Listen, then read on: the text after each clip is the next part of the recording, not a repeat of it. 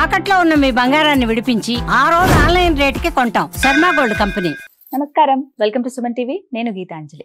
భీష్మ ఏకాదశి వచ్చేస్తోంది. ఆ రోజు చాలా విశేషం అని చెబుతారండి. ప్రత్యేకించి ఆ రోజున అందరూ విధిగా ఆచరించవలసినటువంటి నియమాలు ఏమిటి, ఆ రోజున ఏమైనా ప్రత్యేకించి పూజా విధానం ఉంటుందా, అలాగే దానాలు చేయటం చాలా ముఖ్యమంటారు. ప్రత్యేకించి చెప్పాలంటే భీష్ముల వారికి తర్పణాలు వదలాలని కూడా చెప్తారండి. ఇది అందరం చేయొచ్చా, వీటికంటూ ఏమన్నా నియమాలు ఉన్నాయా తెలుసుకుందాం. వీటి గురించి వివరించేందుకు ప్రస్తుతం మనతో పాటు ఉన్నారు ప్రముఖ జ్యోతిష్యులు బ్రహ్మశ్రీ నందిభట్ల శ్రీహరి శర్మ గురువు గారు. వారితో మాట్లాడదాం. గురుగారు నమస్కారం అండి. వాగర్థావివ సంపృక్తౌ వాగర్థ ప్రతిపత్తయే జగతః పితరౌ వందే పార్వతీ పరమేశ్వరౌ.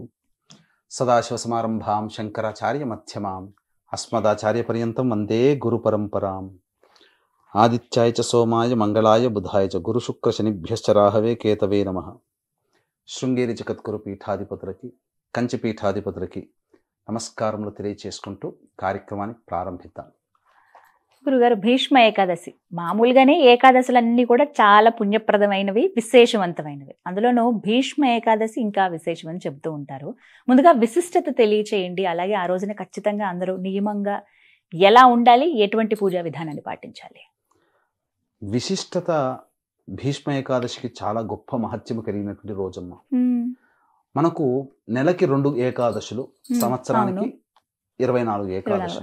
మీరు గమనించి చూడండి, ఏ ఏకాదశికైనప్పటికీ కూడా ఏది ప్రాముఖ్యతో ఆ ప్రాముఖ్యత కలిగినటువంటి పదాన్ని ముందు పెట్టి ఆ ఏకాదశి అంటారు. అంటే సంతానాన్ని పొందాలంటే పుత్రద ఏకాదశి, పుష్టి ఉంటే పుష్టిద ఏకాదశి, ముక్కోటి ఏకాదశి, తొలి ఏకాదశి, వైకుంఠ ఏకాదశి, ఇలా పేర్లు అంటే ఒక పదముతో జరుగుతాయి. కానీ ఒక వ్యక్తి పేరు ముందు పెట్టి దాన్ని భీష్ముడు పేరు పెట్టి భీష్మ ఏకాదశిని పిలుచుకోగలిగేటువంటి గొప్ప తత్వాన్ని, అదృష్టాన్ని, అదృష్టము కాదు అంతటి విశిష్టత కలిగినటువంటి వ్యక్తి నా పేరుని ముందు పెట్టి ఏకాదశిగా పిలుచుకునే ప్రాచుర్యం మనకు వచ్చింది.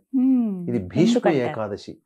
మనకు ఏకాదశి అంటేనే విష్ణు సంబంధంగా అనుకుంటుంటాం కదమ్మా.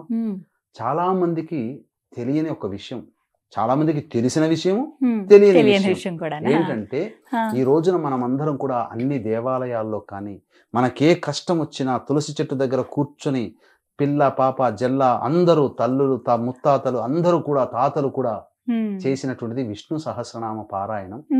ఆ విష్ణు సహస్రనామ పారాయణం పుట్టిందే భీష్ముడి దగ్గర నుంచి. అంపశయ్య మీద కూర్చొని ఉండగా విష్ణువుని స్తుతిస్తూ ఏకధాటిగా ఆ విష్ణువుని యొక్క గొప్పతనాన్ని వర్ణిస్తూ చెప్పినటువంటి 1000 నామాలే విష్ణు సహస్రనామ పారాయణం. విష్ణునామాలు, విష్ణు సహస్రనామాలు. కాబట్టి అంతటి గొప్పవాడు. ఆ విశిష్టత, ఆ యొక్క ఏకాదశి యొక్క విశిష్టత ఏంటంటే, సాధారణంగా ఏకాదశి రోజున నియమాన్ని పాటించే వాళ్ళు ఉన్నారు. ఎందుకంటే ఏకాదశి రోజున పాటించడం వల్ల, ఉపవాస నియమాన్ని పాటించడం వల్ల శరీరంలో ఉన్నటువంటి అంతర్గత అవయవాలన్నీ కూడాను శుద్ధి అవుతాయి. దైవనామస్మరణ, ఇవన్నీ సైంటిఫికల్ గా ప్రూవ్. కాబట్టి ఇది ఎవరైనా కానీ ఆచరించవచ్చు. కాకపోతే దాని యొక్క విధానం ఒకటి ఉందమ్మా. ముందు రోజు అయినటువంటి దశమి రోజున సూర్యాస్తమయం అయిన తర్వాత ఇక ఎటువంటి పదార్థాన్ని కూడాను భుజించకూడదు. పాలు తీసుకోవచ్చు, నిరాహారముగా ఉండకూడదు. పాలు పండ్లు తిని నేల మీద నిద్రించి ఆ రోజున దాంపత్యం పనికిరాదు. ఇక తదనంతరం తెల్లవారుజామునే ఏకాదశి, మాఘమాసం కూడా కలిసి వచ్చింది కాబట్టి ఇంతటి పవిత్రమైనటువంటి రోజున బ్రహ్మముహూర్త కాలంలో నిద్రలేచి అరుణోదయం అంటే సూర్యుడు రాకముందు ఎర్రటి తివాచి పరిచినట్టుగా ఉన్నటువంటి ఆకాశం, ఆ సమయాన్ని గుర్తించి వెంబడే స్నానం ఆచరించాలి. స్నానం ఆచరించి ఉదయిస్తున్నటువంటి సూర్యుడికి నమస్కారం ఒకసారి చేసి సూర్యాయ నమః అంటూ 6 సార్లు అర్ఘ్యమిచ్చి సూర్యాష్టకం 6 సార్లు పారాయణం చేయాలి. చేసిన తరువాత తులసి చెట్టు దగ్గర కానీ రావి చెట్టు కింద కానీ కూర్చొని విష్ణు సహస్రనామ పారాయణం చేయాలి. విష్ణుమూర్తి చిత్రపటాన్ని కానీ విగ్రహాన్ని పెట్టుకొని పారాయణం చేసిన తర్వాత విష్ణుకి ప్రీతికరమైనటువంటి ఆవు పాలు, పండ్లు, అరటి పండ్లు ఇవి నైవేద్యంగా పెట్టాలి. ఇక ఆ రోజంతా కూడా విష్ణునామ స్మరణ చేసుకుంటూనే ఉండాలమ్మా. విష్ణునామస్మరణ చేసుకుంటూ ఉండి మధ్యాహ్నం నిద్రపోకూడదు. సాయంకాల ప్రదోషకాల సమయంలో మళ్ళీ స్నానం ఆచరించి విష్ణు దేవాలయానికి చేరుకోవాలి, శివాలయానికి కూడా చేరుకోవాలి. ఇక్కడ గమ్మత్తైనటువంటి ఒక విధానాన్ని ఎలా ఆచరించాలి అని అంటే, శివకేశవులకి భేదం లేదు కదా. కాబట్టి ఆ రోజున శివాలయము దగ్గర, శివలింగం దగ్గర ఈ తులసి మాల, అలాగే విష్ణు భగవానుడి దగ్గర మారేడు దళాల మాల, ఇవి రెండు పెట్టి శివాలయం నుంచి తీసుకుని వెళ్ళినటువంటి తులసి మాల విష్ణు ఆలయంలో ప్రదోష కాలంలో ఇవ్వాలి. విష్ణు దగ్గర ఉన్నటువంటి మారేడు దళాల హారాన్ని ఈశ్వరునికి సమర్పించాలి. ఈ విధంగా చేస్తే కష్టాలు తొలగుతాయి, ఆర్థిక సమస్యలు తొలగుతాయి, ముఖ్యంగా అన్యోన్య దాంపత్యం కలుగుతుంది. ఈ విధంగా చేసి అర్చన చేసి ఆ విధంగా ఇక్కడిది అక్కడ అక్కడిది ఇక్కడ మాల ఇవ్వాలి. ఇలా చేసి ఆ రోజంతా కూడాను జాగరణ చేసి ఆ రోజు మద్యపానము, ధూమపానము, మాంసాహారము, దాంపత్యము, అసత్యం ఆడకుండా ఉండడం సాధ్యమైనంత వరకు, అలాగే పెద్దలని, ఆడవాళ్ళని, పిల్లల్ని హింసించకూడదు. ఈ నియమాలు ఆ ఏకాదశి నాడు పాటించి ఆ రోజంతా వీలుంటే జాగారం చేసి లేదా నిద్రపోయినా కానీ మళ్ళీ బ్రహ్మ ముహూర్త కాలంలో లేచి మళ్ళీ అరుణోదయ కాలంలో స్నానమాచరించి మళ్ళీ తులసి చెట్టు దగ్గర కానీ రావి చెట్టు కింద కానీ విష్ణు ప్రతిమకు ఉన్నటువంటి వాటికి పూర్వ పూజ చేసినటువంటి పూలన్నీ పక్కకు పెట్టి మళ్ళీ కొత్తగా పూలు పెట్టి అప్పుడు మళ్ళీ విష్ణు సహస్రనామ పారాయణం చేసి ఇంట్లో వండినటువంటి పదార్థాన్ని విష్ణు భగవానికి నైవేద్యంగా పెట్టి ఆ వండిన పదార్థంలో కొంత అనాథలకి, అభ్యాథలకి అయినా ఇవ్వవచ్చు, లేదా ఆశ్రమాల్లోకి వెళ్ళి ఆ విధంగానైనా కానీ చేయవచ్చు. చేసి తదనంతరం ఇంటికి వచ్చి కుటుంబ సభ్యులందరూ కూడా భుజించాలి. ఇది భీష్మ ఏకాదశి రోజున చేయాల్సినటువంటిది. ఇక తదనంతరం ఆ భీష్మ పితామహుడికి మనమందరము రుణపడి ఉన్నాం కాబట్టి తర్పణాలు చేయాలమ్మా.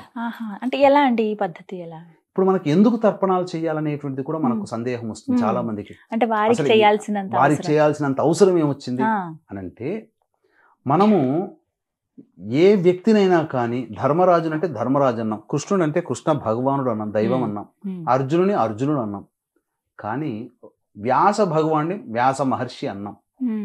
కానీ మన కుటుంబ సభ్యుడిగా, మన తాతగా భీష్మ పితామహుడు అని అన్నామా?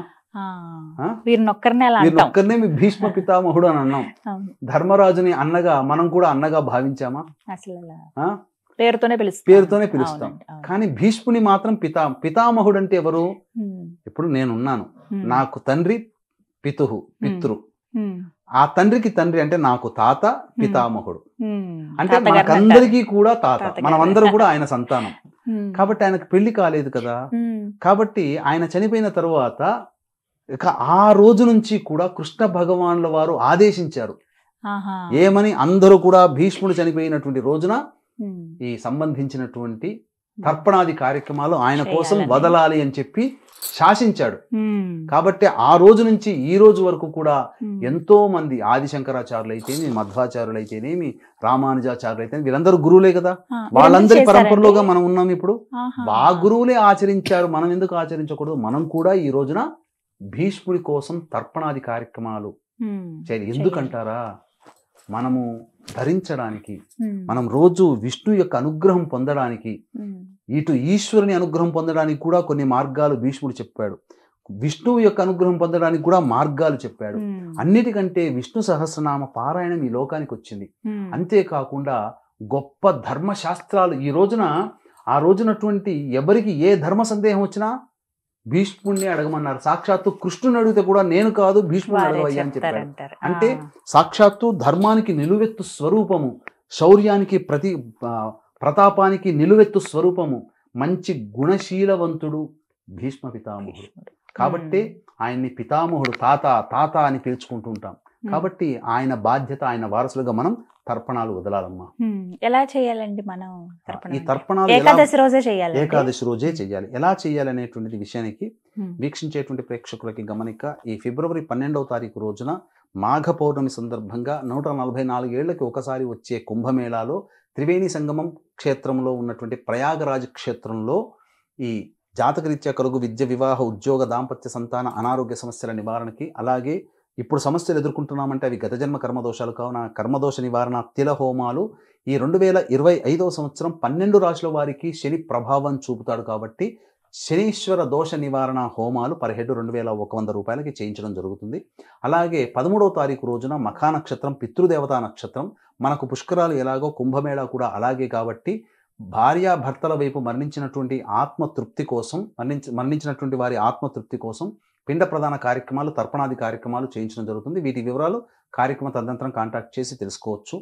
అలాగే పరిస్థితులు కనుక అనుకూలిస్తే ప్రయాగ క్షేత్రంలోనే ఈ కార్యక్రమాలు 12, 13 తారీఖులో జరుగుతాయి. ఒకవేళ అనుకూలించకపోతే ఖచ్చితంగా కాశీ క్షేత్రంలో ఈ కార్యక్రమాలు జరుగుతాయని గమనించగలరు. ఇక తర్పణాది విషయాలకు వచ్చేసరికేనమ్మా, ప్రధానంగా ఆ రోజున కొన్ని వస్తువులు దగ్గర పెట్టుకోవాలి. గ్లాసులో మంచినీరు, ఒక స్పూను, అందులో కొంత 20 గ్రాముల నల్ల నువ్వులు వేసి ఒక కటోరి గిన్నె లేదా బౌల్ ముందర పెట్టుకోవాలి. ముందుగా తూర్పు వైపున తిరిగి నమస్కారం చేసుకొని గణపతికి నమస్కారం చేసుకొని, ఓ గణాధిప, ఈ లోకానికంతటికీ పితామహుడైనటువంటి భీష్ముడికి వారసుడిగా నేను తర్పణాలు వదులుతున్నాను, ఆ తర్పణ ఫలితం భీష్ముడికి చెందుగాక అని చెప్పి అనుజ్ఞ తీసుకొని దక్షిణం వైపు ఫేస్ పెట్టి ఏమీ చెప్పాలి. ఎవరైనా చేయొచ్చునమ్మా.